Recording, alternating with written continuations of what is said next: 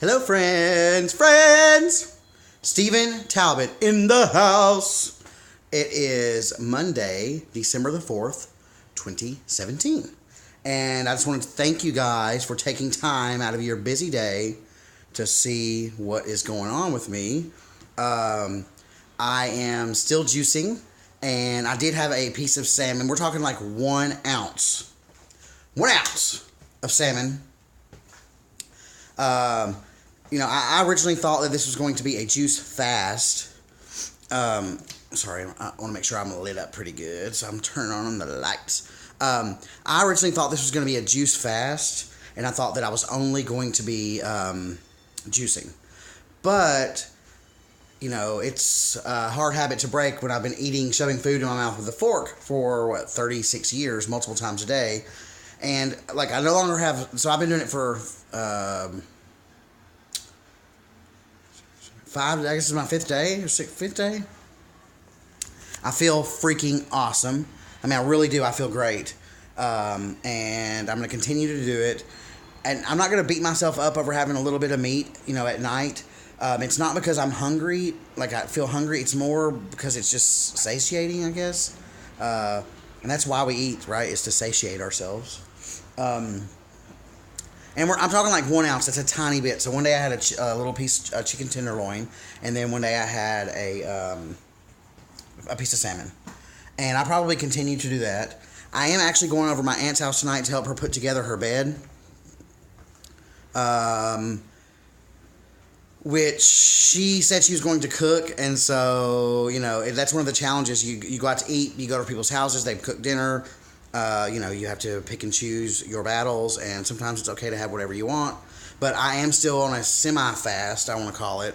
So, I'm going to make sure to communicate. Actually, I've already communicated that to her. She said, I'll cook you a big dinner, nice dinner if you come to put my bed together. And I said, well, I appreciate the thought, but how about some vegetables?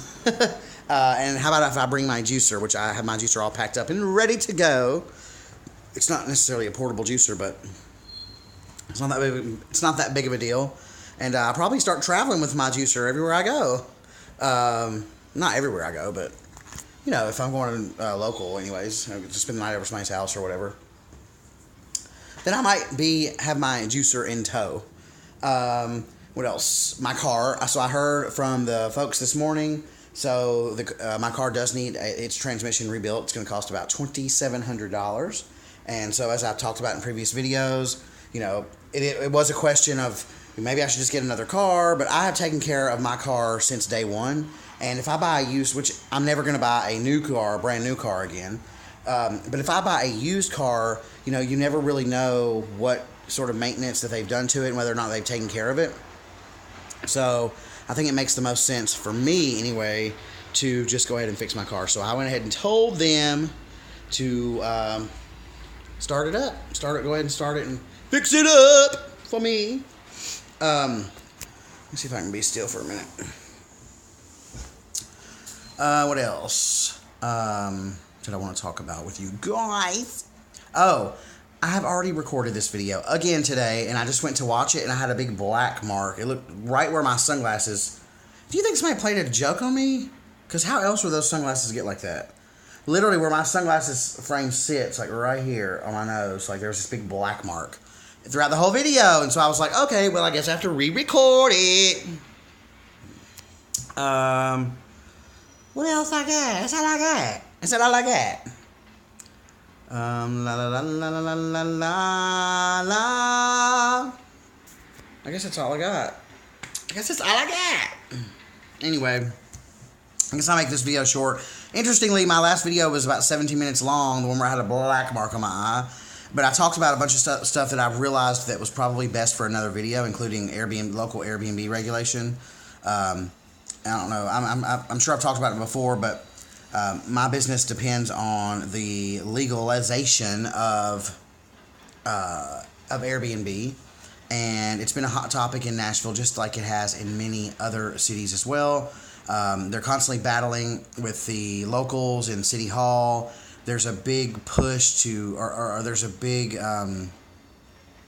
basically, a lot of people don't want these investors coming from outside of Nashville buying up lots of real estate and just turning single-family homes, taking rental property off the market, and just to use for tourists. That's not what I'm doing, and I'm born and raised here. I'm not a foreign investor, first of all. Second of all, Airbnb in a property requires you to have cleaners and people that help manage your guest experience, and so it provides jobs, local jobs. Last year, the short-term rental market contributed $500 million to the local Nashville government. So it really does, boost the local economy. And I know all this stuff is debatable, I guess, but this is just from my perspective. The other thing too is that Nashville has become on everybody's bucket list. It's in all sorts of Condé Nast magazine and all sorts of travelers magazines. All sorts of lists, best place to go, best place to visit, best place to go before you die, best place to locate, best foodie place, best 4th of July, best New Year's Eve.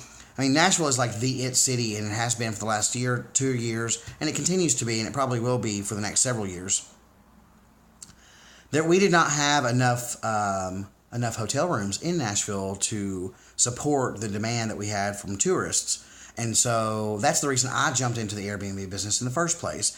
And, my thought on it, in my mind, without people providing short-term rentals for all of the tourists to, use for accommodations, then I don't think Nashville would have grown as fast as it has grown.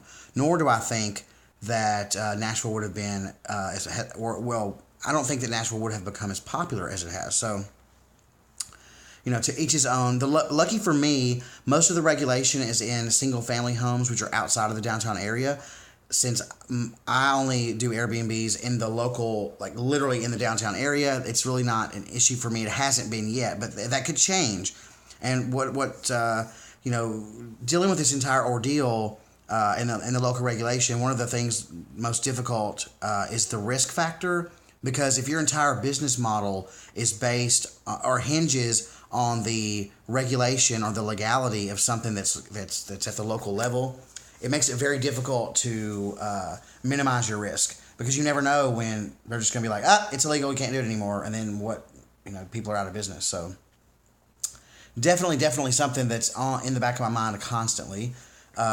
Anyway, I guess I will end it there. I didn't mean to really even talk about that last time, but I realized that my video was so short, and that my video this time was so short, and I thought in the back of my mind that the last video I did was 17 minutes, so I thought, well, maybe I'll just talk about that for a minute. But I'm not going to turn this into some political debate about whether or not Airbnb should be legal or not. So with that said, I'd love to hear your opinion. Actually, I don't care. Let's debate. Let's debate it.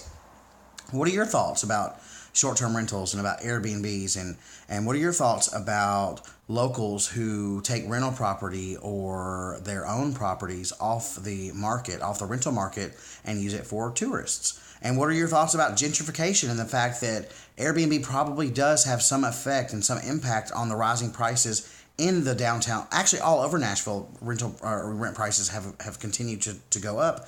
In fact, the median price of homes has continued to skyrocket. Nashville has enjoyed, actually, even our hotels in Nashville, it's more expensive to stay a night in Nashville than it is in New York City, in Times Square.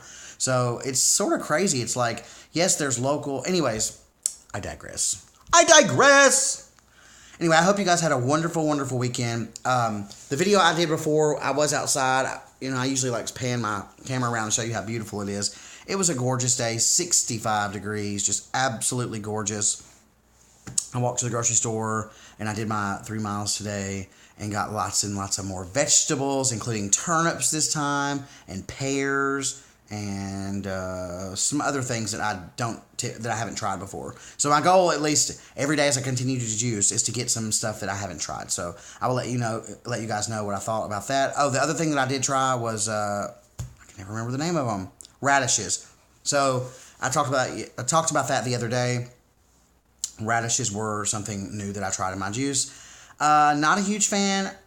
I didn't put a lot of radishes on there, only a few, and it made my juice taste more like dirt. Could be because I didn't clean them well enough, Or it could be that radishes taste like dirt. I don't know. I meant to bite into one to see what it tasted like, and I completely forgot. So anyway, thank you guys for watching this video. You know I appreciate it. My heart beats for you. If you're not subscribed to my channel, please take a second to subscribe. And if you like this video in particular, give me a thumbs up. If you have any questions, comments, suggestions, or concerns, or if you think I'm cute, let me know in the comments below. And until next time, as always, enjoy yourself.